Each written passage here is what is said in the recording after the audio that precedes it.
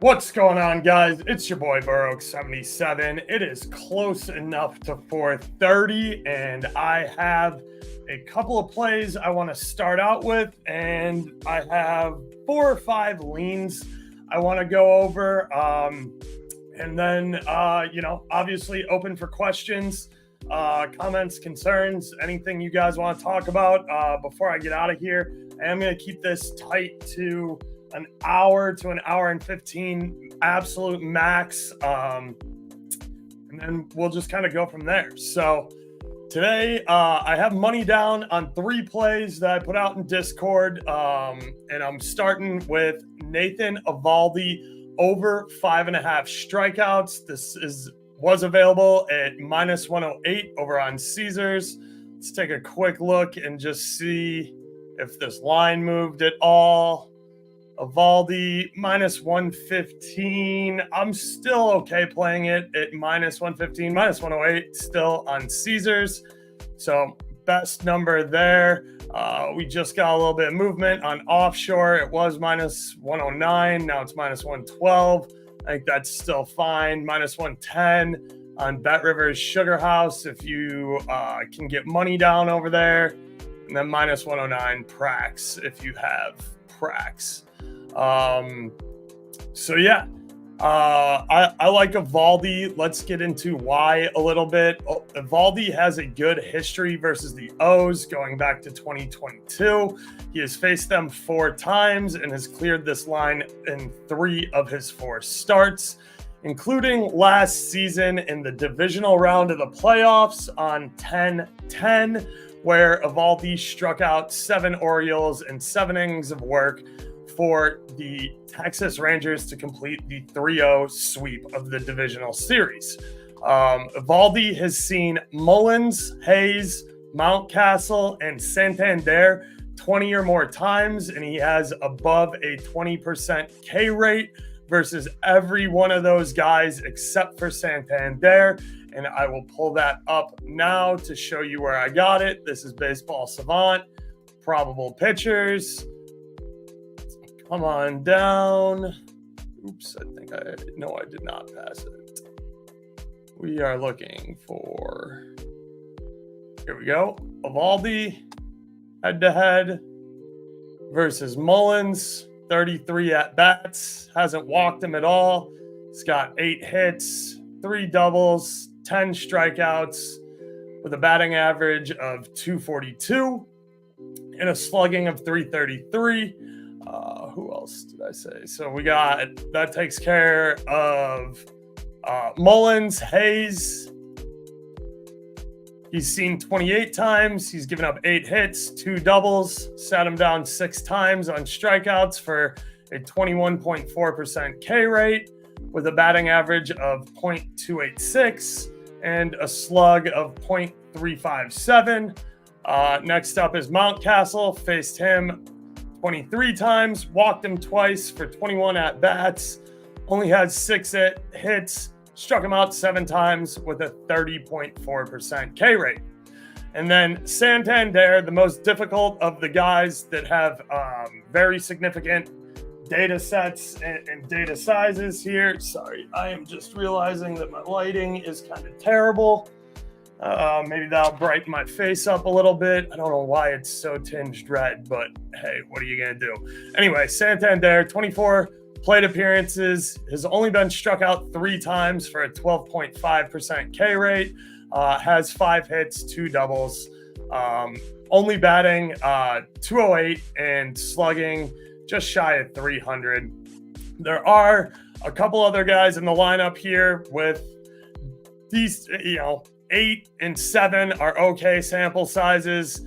After you get down into the 5, 3, and 2 area, I just think that that's a little bit skinny on the sample size. So he's got a pretty decent K rate here versus the O's. And if we go over to props.cash, we will check out that head-to-head record like I was talking about. Eovaldi versus Baltimore. As you can see, back in 2022, 8 Ks and 6 Ks, along with 3 Ks here. And then last year in the playoffs, sat down 7 in 7 innings of work. Now in 2024 at home, Eovaldi has been pitching okay. He's over in 6 of 10 home starts this year, but has cleared the line in 2 of his last 3 home starts, including games against San Diego Padres, who are extremely K-adverse, as well as the Kansas City Royals, who have been extremely K-adverse. Tampa was a little bit of a tough start for him. Only threw 88 pitches. Let's see, how many innings of work did he get there?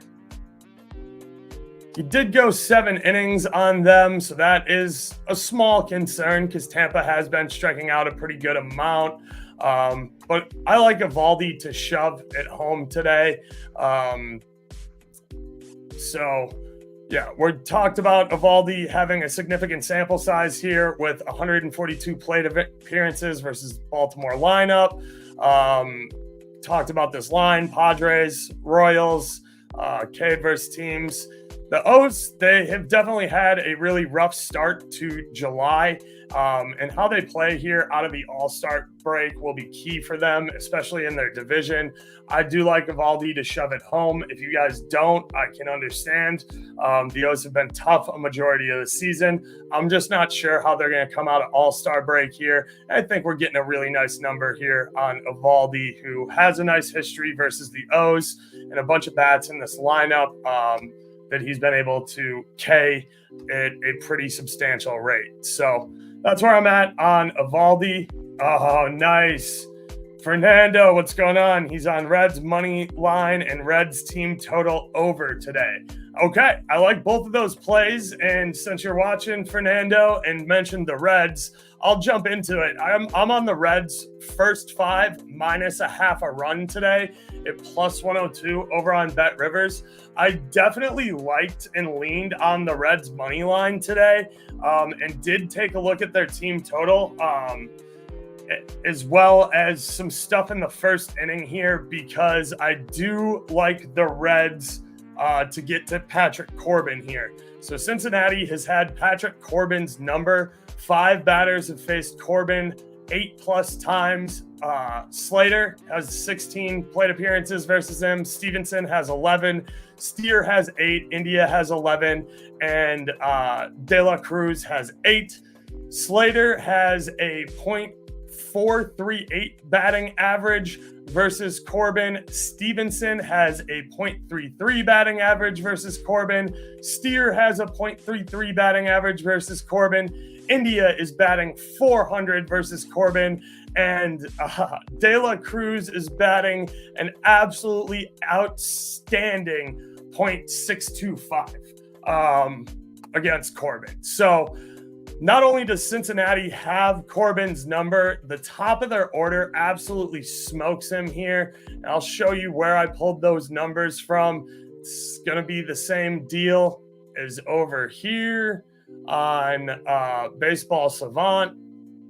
We'll just scroll up to the game, go to Patrick Corbin. You can see all of those numbers here. Now, on top of their lights out batting average numbers, you can see that they all have good slugging against them and tend to go for doubles and home runs against Corbin. Slater's batting just shy of slugging just shy of 700%. Stevenson is slugging at .444%. Steer is the only guy without extra base hits, but still slugging at .333. And India is slugging an outrageous 700. And De La Cruz is slugging 1,000, which is just phenomenal. And the other thing that's really notable here is they're not striking out versus Corbin. 18.8%, 18.2%, 0% for Steer, no strikeouts versus Corbin, 9.1% for India, 12.5% for De La Cruz, who I believe is like striking out at like almost 30% here on the season. De La Cruz. That's still Baltimore. Apologies. Gotta go up here to Corbin. De La Cruz, who this year is striking out at 31% overall. Comes down a little bit versus left-handed pitching, 28.9%. Overall, the strikeout rates for most of these guys is coming down versus lefties, except for the bottom three in the order here. So yeah, I think that the top of the order is going to have their way here with Patrick Corbin. I was thinking of taking Cincy money line here at -120, but I don't want to get into researching the pen today. I was having, I don't want to say trouble, but everybody was having technology trouble this morning. MGM was down. A couple of the sports books were down. They came back up. I was kind of wondering if I was even going to get the show off, but hey, we did. I was originally looking at under for no runs first inning. I was looking at no runs first inning. Then I pulled these stats. If you're brave enough, I kind of like Cincinnati to score here in the first inning at plus 260-ish. Shop around on that number. I only found it on a couple of books. Didn't do a full shop for you guys, but I think if you want Cincy to score here in the first inning and you can get, in the neighborhood north of 230, I think that's definitely worth a nice little long shot. So yeah, I didn't want to get into bullpen research. I know everybody's pen is pretty well rested here. Coming out All-Star break. So I laid the half a run on the first five to get to plus money. The first five at -130, I was looking at too, but I wasn't super interested in laying that kind of juice. And since I didn't want to do the heavy lifting on bullpen research, I just went ahead and laid the half a run in the first 5 innings, took it at plus 102. I like their first 5 as well. I like them on the money line. I did look at their team total as well, Fernando, and I liked their first 5 total runs as well, because Corbin has been hasn't been stellar, but has an okay sample size here versus Cincy. If we go to earned runs, he's only. I actually was seeing the line at 2.5, so that it was juiced, but the team total over 2.5 here has hit in 4 of 5 head-to-heads. If it's drifted to over 3.5, that gets to only 2 out of 5. But the way Cincy's swinging the bat and the way Corbin's been pitching this year, that's 9 out of 19. If you go down to 2.5, you get up to 13 out of 19, which is 68%. So I do like that for the team total in the first 5 as well. Again, this is earned runs versus Corbin, so this kind of gets a little janky if Washington sees Corbin getting shelled and they go to their pen because it's well rested. But again, I think that Cincinnati's bats have been red hot here. They've been very good against Corbin historically and this season. So I'm going here with Reds laying the half a run in the first 5, and that's where I'm going to go with it. But I do like Fernando's Reds money line and team total over as well. Oaks, I got a 2-piece combo I'm looking at. Not sure if you're into Liga MX, but I've been cashing. I will say that Chavez has been kind of my Liga MX team. I fuck with Chicharito heavy. I like Cade Cowell too. Formerly of the San Jose Earthquakes. So I'm not super into Liga MX, but I definitely do peep looks a little bit. I know they just kind of kicked off their next season here. So Atletico San Luis versus Tijuana over 2.5 goals, and Puebla, I believe it is, versus Atlas over 2.5 goals, pays out plus 197. I'm going to trust you on that, Fernando. I haven't been super into Liga MX. Honestly, with how late some of the kickoffs are, it might be more up my alley here in the summer than the MLS, obviously, because I ain't paying for Apple TV. But yeah, I'll kind of defer to you on this one, Fernando. I could also do a little bit more research into it, but I'm going to stick with baseball here tonight and keep it moving a little bit. But I appreciate you, Fernando. Always feel free to drop me a line on Twitter or Instagram or even here on YouTube. Just, any way you want to get a hold of me, I'll chop it up as much as I can when I'm available. I am heading out for vacation after this, so that's kind of why I also haven't started, dabbling in Liga MX heavy. But we're going to keep it baseball, and we're going to keep it moving to my last play that I have out for Discord. And the last thing I have money down on today, it is Tampa Bay Rays versus the New York Yankees. No run first inning. It's minus 115 over on Fanatics, but Fanatics has two 10% boost tokens today, and their max is $25. I'll be fully transparent with you. $25 is half a unit for me, so I boosted this to minus 105, and I have it just as half a unit play right now for Discord because I am kind of taking it a little bit conservatively here. Game one out of All-Star break. I do want to get just a little bit of sample size. And again, I'm going to be traveling right after this, so I'm going to be listening to these games on the radio. And if anything, I'll just have like StatCast up. So I'm not going to be 100% dialed in here. So I'm just kind of keeping it light. But here's the thing. Zach Eflin has had the Yankees number as a starter. He's just been absolutely dealing against this Yankees team. I lean his K's over today, but I'm not willing to pull the trigger on the juice right now at minus 130. I think it is a decent pivot if you want to go there. But Fanatics had it lined at minus 140, so the 10% boost wasn't getting me to where I wanted to be.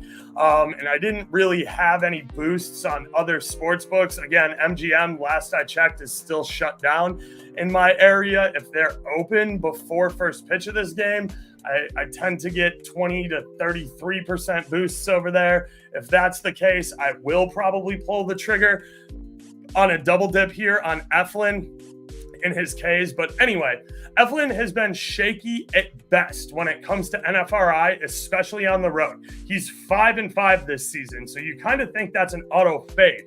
And Cole is Cole. He's either on point, comes out, dealing, throwing nothing but straight gas and Ks.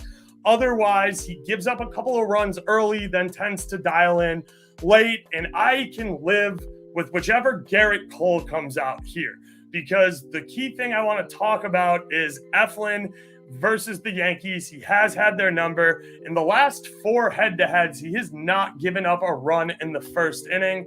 If we go back over here to props.cash, and we pull up Zach Eflin and we go to his head-to-head versus the Yankees, you can see all the way back to the beginning of 2023 that he has not, or that he's cleared this number every single start against the Yankees. He just has their number. Rice doesn't help him out a ton, and he even has better splits, and I'll show you here on baseballsavant.com.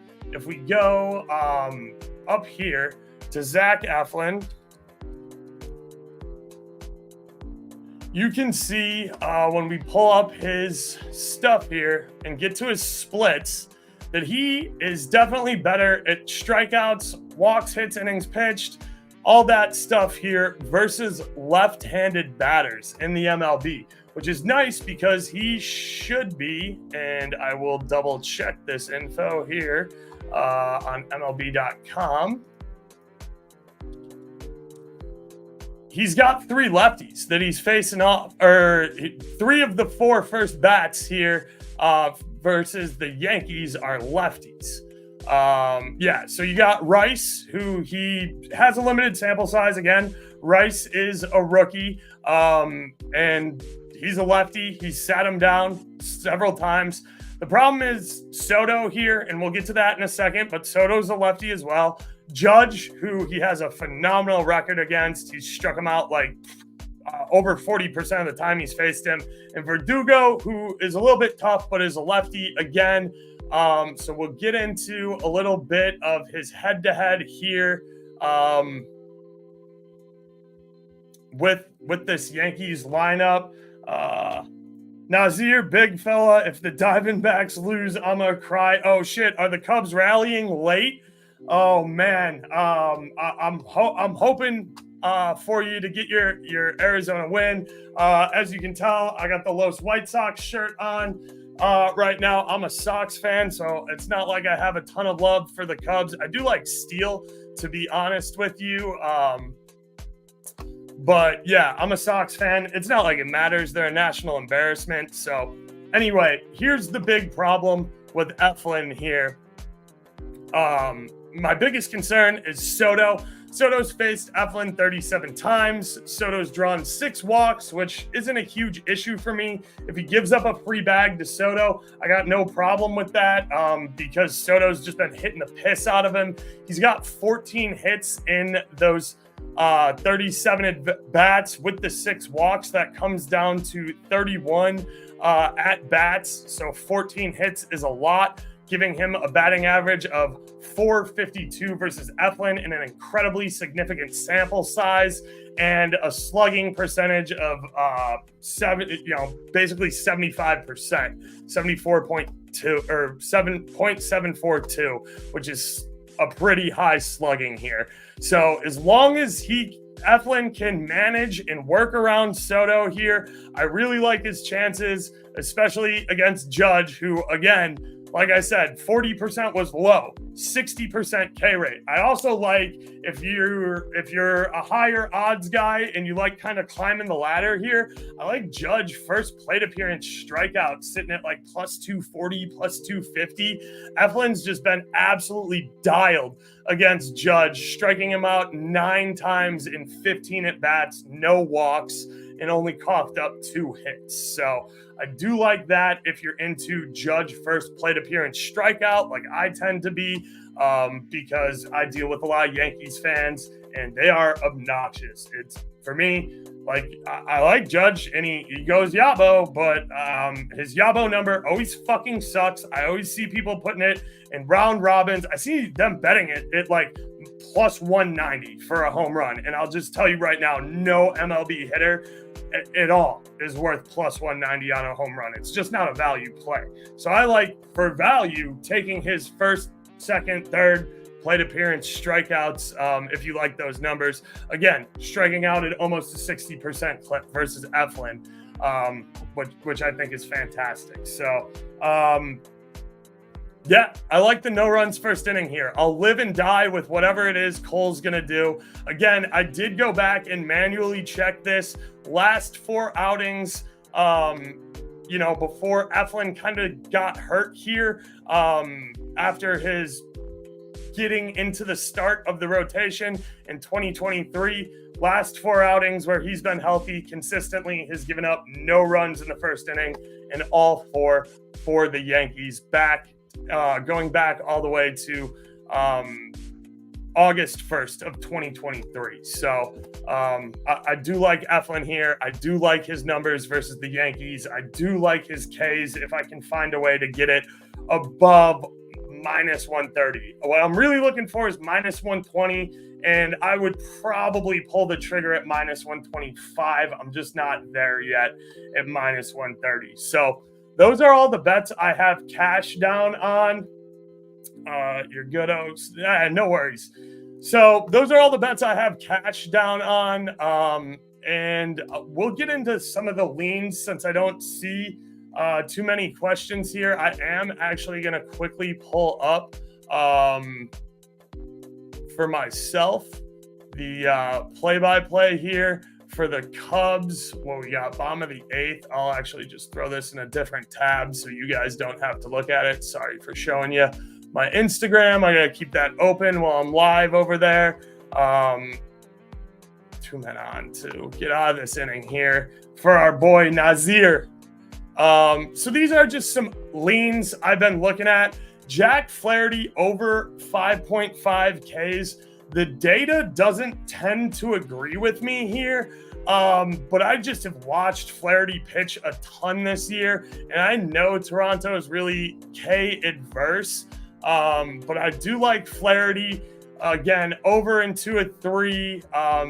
And most importantly, his most recent 2. Not a huge sample size here, but when we get into Flaherty for the season, over in 13 out of 16, over in 8 of 9 away, has good numbers here versus Toronto. When we start looking into his K percentages, not as good versus Turner as I'd like to see, but still very good. Excellent against Springer, decent here against Vlad, excellent against Varishau. Bo Bichette, he doesn't have any Ks, so Bo Bichette is just kind of the anomaly here. Great against Alejandro Kirk, a couple of rookies in the lineup who he just hasn't seen yet.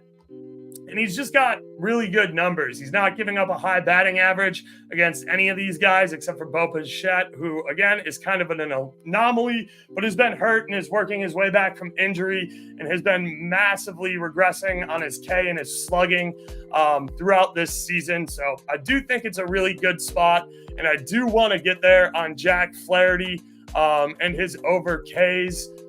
So this is already pivoted back. It was sitting at minus 130 kind of all afternoon. Then lineups came out. This kind of moved to like minus 110, minus 115 across books. Public's gotten a hold of it, and they tend to agree with me. So the public and the majority of money seems to agree with me because they've hammered this line back down. Again, even noticing that the numbers against the guys in this lineup don't tend to make sense. Strictly from a data perspective, and if you're a projections model guy, but my eye test and my gut is telling me that the over Ks is in play here. Again, if MGM is open in Michigan and I can catch this minus 110 number, I'm going to play it. Minus 120 is definitely playable for me. I don't have any sort of DK boost, and I'm just going to kind of see how this live stream goes. And if I can talk myself into it by the end of this live stream, I'm going to take it. I said if I can get it on BetMGM, I'm going to take it at minus 110. So let's be honest. I'm probably going to take it at minus 120, even if BetMGM is still not working here in Michigan for me. So I got that trying to boot up right now. I'll see if I get the notification from BetMGM that they're live, but I'm fine playing it here at the minus 120. So I think I'm going to go ahead and do that. Yeah, did I lose 5 cents on the dollar? Sure. But I'm not convinced. My gut is telling me to go with Flaherty here. I did like his over outs too, but the problem is his outs haven't been super consistent on the road. I was dead convinced he was going to hammer this versus LA. And he got yanked because he threw 4 balls and had his second walk of the game when his manager came out and basically said, empty the fucking gas tank here. You've had trouble finding the zone and you've been throwing a lot of balls. If you can't find the zone, even though the pen's gassed, we're going to go to him. So he couldn't find the zone, threw 4 straight balls, got yanked here on the final batter with 2 outs in that inning. So was a little disappointed there. His home record on outs has been way more outstanding. So I'm just a little hesitant to go back to that. But I do think that his over outs is a good look here because if we go to Flaherty,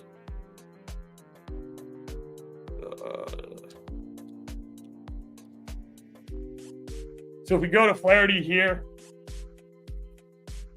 you can see that he's a slightly above average ground ball pitcher. You know, when he does give up contact, he's got a slightly above average tendency to get hit hard and give up the barrel. But his K stuff has just been absolutely elite this season. I mean, when we go to his Ks and we look at what he's done away, you know, the Angels aren't super impressive. Striking out Houston 6 times in Houston's building is mad impressive. They're one of the least K-prone teams in all the MLB. Texas, this is kind of right when their bats started turning around and getting hot. 9 versus Boston, who's trash. 9 versus Arizona, who at this time of the season was trash. 6 in Cleveland's building, who is outstanding and super K adverse. 6 versus Tampa, who, again, back in April was kind of feeling their way through the season. Minnesota at the time was garbage, but is good now. And then even when we flip to home, 4 versus Cleveland at home in what was a short outing for him, 83. That was also right before the All-Star break. And they had Scooble going, so I think they probably torched the pen here. Again, I didn't go back and research this. I like his case here. I think this is a good number. I think that even though, there's not a huge sample size here versus Toronto, when we look at what he's done the entire year, this guy's he's up for a Cy Young. He's just pitching absolutely lights out. So I like Flaherty here, and that's kind of a gut play.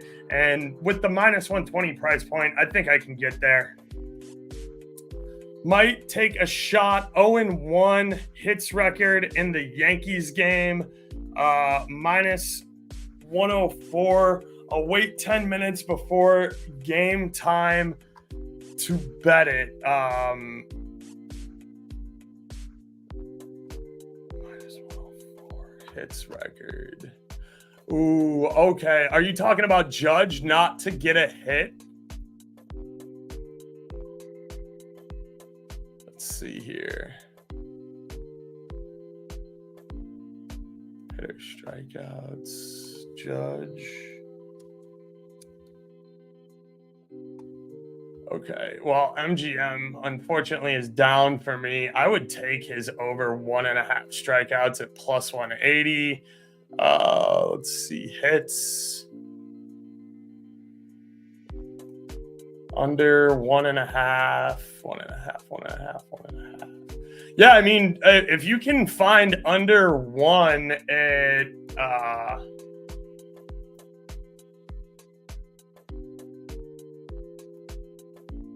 okay, you're talking pitcher hits. Okay. Pitcher hits allowed. No Judge here. This isn't up anywhere, so this is going to be our main books here for this. Zach Eflin, 5.5 hits allowed, -119. Not a bad price. Let's take a look at his history. 4 hits allowed versus the Yankees. Okay, so even though he's gone over his Ks twice, he's coughed up 7 hits versus them. So, you're talking about hits in the first inning. Okay, let me pull that up real quick for FanDuel. I'm not going to shop this around. I'll just pull it up on FanDuel because I think I know what you're talking about here. You're talking first inning hits, 0-1 hits recorded at -104. Okay, I got you now, Fernando. I do like that. So 1 hit won't kill you, 2 will. Yeah, I kind of like that prop here. If you like that at -104 instead of the under on the NRFI, that I had to kind of manipulate to get -105. I still think it's perfectly bettable at -115. I wouldn't have included it in my handicapping if I didn't think it was bettable at -115, but I do think that that's a good number. My only concern would be if Yandy Diaz gets a hit for Tampa and Soto gets a hit for the Yankees, but the pitchers find a way to work themselves out of that. But I do like that 0-1 hits recorded in the first inning over here on 0-1 hits recorded in the first inning over here on FanDuel. I do think that is a good pivot to eat away at some of the juice like Fernando's talking about here. So good eye, Fernando. I do like that play. that's definitely interesting and a nice little pivot there. Let me check in on this Cubs game. Nice. Oh, wow. Bases loaded. They managed to pitch their way out of that zona. So my boy Nazir definitely sweating that one out with bases loaded there. So, yeah, I think that kind of covers where I was at on Flaherty. I do like his over 5.5 Ks. Again, the metrics don't love it. It's a gut thing, but as I mentioned, I think that the market tends to agree with my eye test because this number has come up when lineups were released. Again, the metrics didn't love a lot of those head-to-heads on batters, and the public and the money has been following me. So I think I'm onto something there. Ooh, you took the Cubs. Sorry, Fernando. Didn't mean to be cheering against you. We got a little head-to-head going on in the chat here. So I'm going to keep it moving. Next thing I like is Corbin Burnes under 5.5 Ks. This is minus 115 on DraftKings. Let me just make sure this market hasn't shifted so much that I wouldn't play it or be talking about it. Oh, it has. Oh, this is hits allowed. Okay, never mind.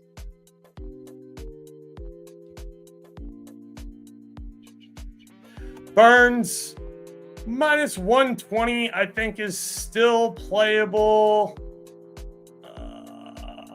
I'd still get involved at minus 120, minus 117. If you can catch it on Bet Rivers, or if you have Prax, minus 115 still available. I'm still good with playing it there. I think I'd play minus 120, but once you get longer than minus 120, I'm not really going to get involved with it. Burnes has struggled with his nasty K stuff this season, but has been pretty consistent on the road with either 5 or 6 strikeouts, never going above 6, and never really going below 4 here. Doesn't have a huge history with Texas when it comes to head-to-heads, at least this season. I think he does have some experience with the lineup, though, if I'm remembering correctly, because we are on Evaldi's overs. 48 plate appearances, so not a huge head-to-head history. I do still lean the other under here at minus 120, but that's kind of the floor of where I'm at. Like I said, he's cleared this number at 5 of 8 road starts and kind of has a pretty consistent number. Cleared this line in 10 of 19 starts this season, so a shade above average.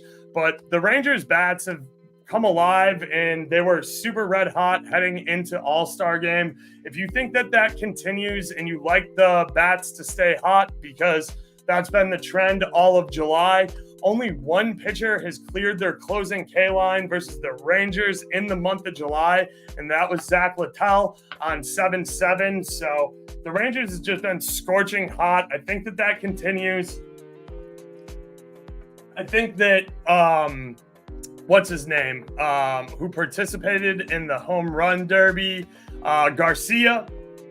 Sometimes Garcia and sometimes guys who participate in the home run derby struggle and their strikeout numbers go up after All-Star game because you're just thinking yabo, yabo, yabo, yabo. So your strikeout numbers tend to go up, but the man already had a K percentage of 26.9, 27.5 versus right-handed pitching.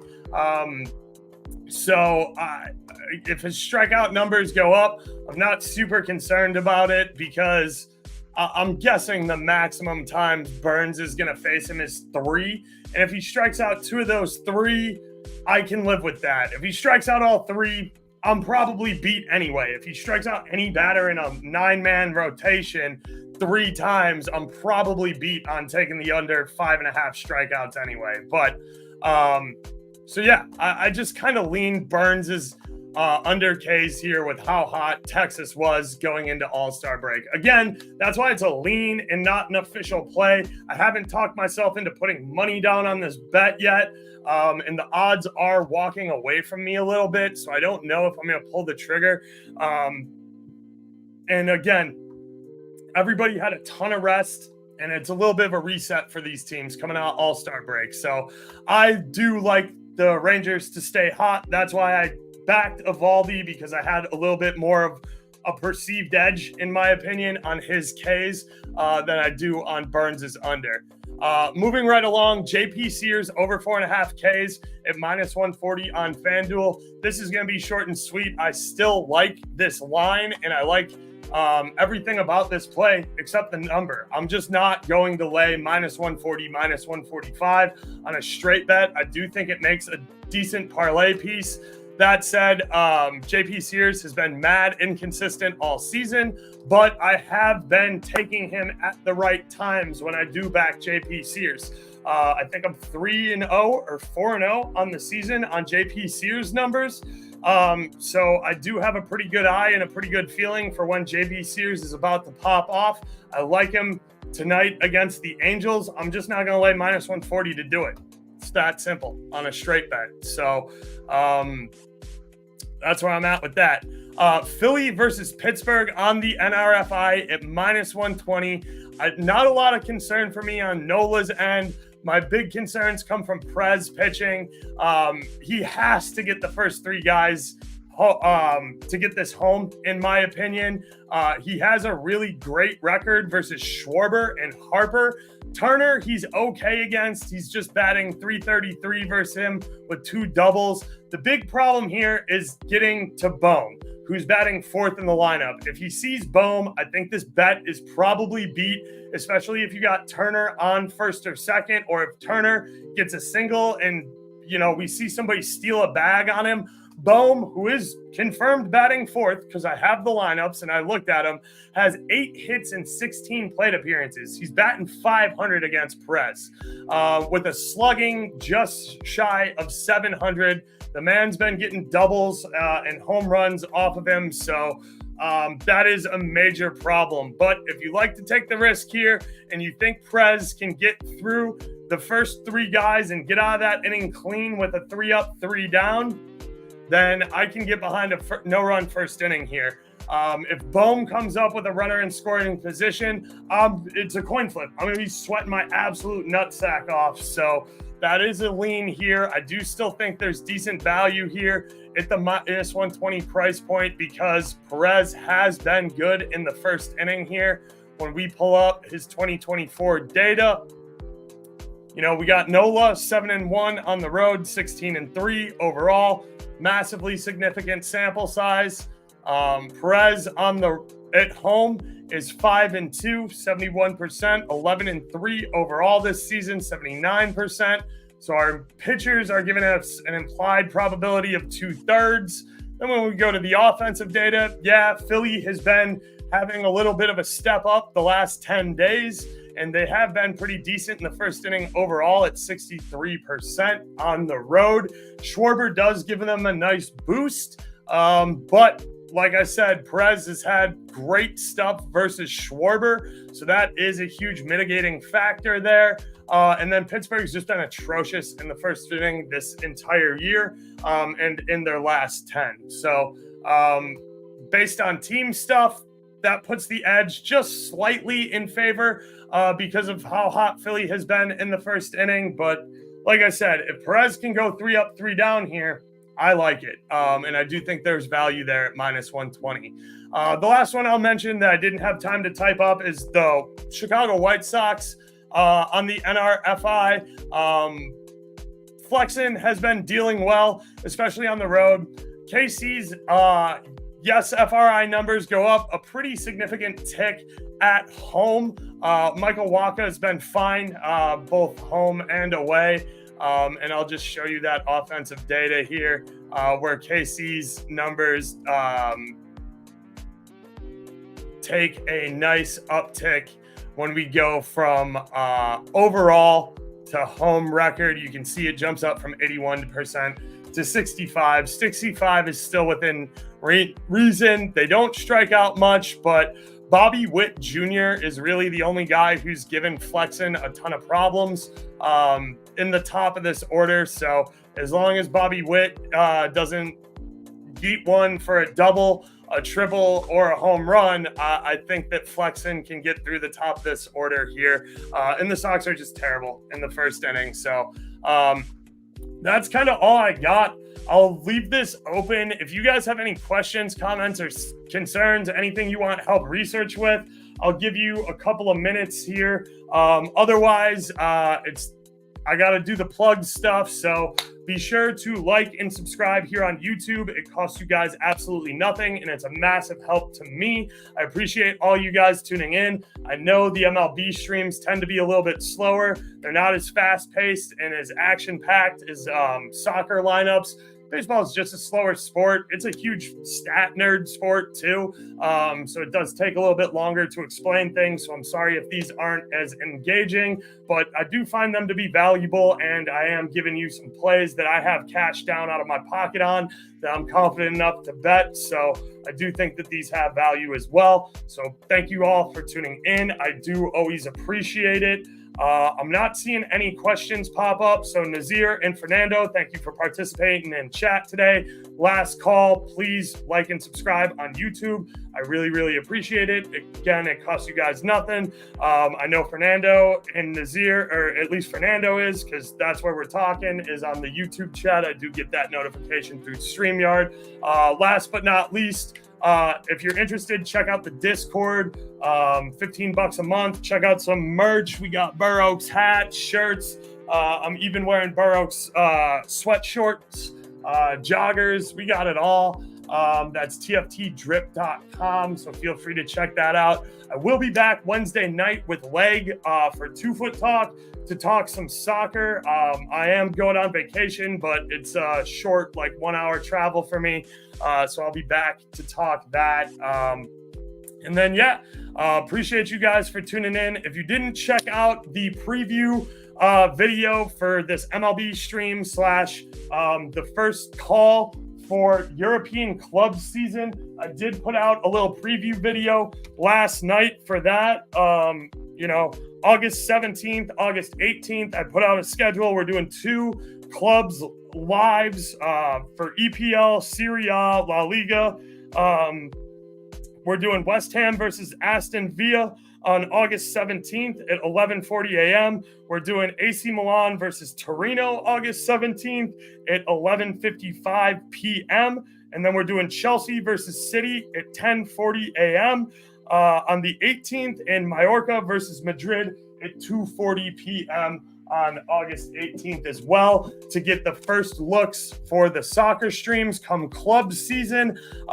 If you go watch that video, you can see what I've been grinding my ass off the last 4 or 5 days on, just getting those graphics, getting those templates prepared, getting all that stuff ready so that when I get lineups, it's just plug and play. So I can bring you guys a show that's 30 to 40 minutes long. We can thoroughly discuss everything. Then I have time to post in my Discord and get rolling and stuff like that. I'm going to try and do regular shows for the soccer season during club season. So really looking forward to that. If you haven't checked it out, check out that video on YouTube. It's like 12 minutes. Even if you don't super love all of the content or what I'm talking about when it comes to MLB and different stuff with soccer, you can at least get a look through the graphics and see some of the stuff I've been working on. So really appreciate that. Really appreciate all you guys tuning in. Best of luck today.